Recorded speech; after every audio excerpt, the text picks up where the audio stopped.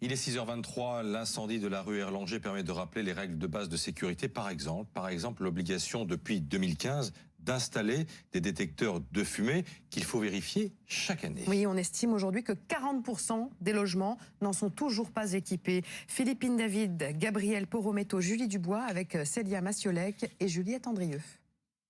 C'est quel détecteur qui ne fonctionne pas ?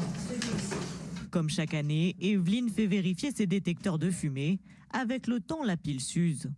Un entretien indispensable puisque celui-ci est défectueux et doit être remplacé. On va mettre en test pour voir que tout fonctionne.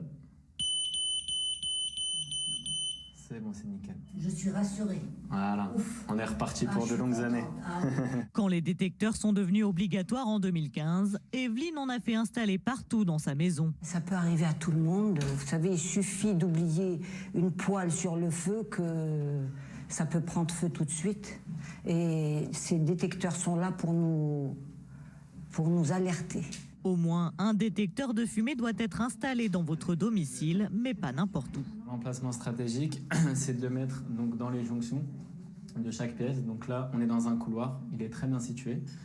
On a le capteur qui va détecter les fumées s'il y en a dans la cuisine et surtout dans le couloir.